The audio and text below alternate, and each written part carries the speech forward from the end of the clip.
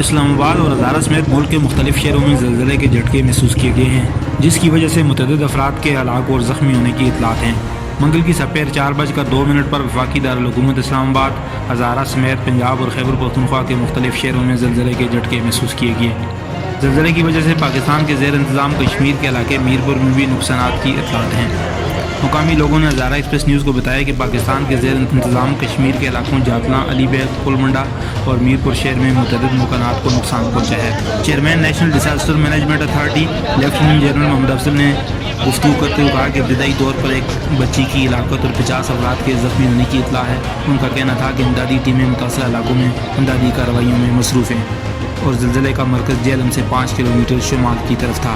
مقامی ذرائع ابلاغ اور سوشل میڈیا پر شیئر ہونے والی تصاویر میں دیکھا جا سکتا ہے کہ سڑکیں ٹوٹ چکی ہیں اور کئی گاڑیاں الٹ گئی ہیں۔ امریکی زلزلہ بیمہ مرکز کے مطابق زلزلے کا مرکز پنجاب کے ضلع جہلم کا شمالی علاقہ تھا۔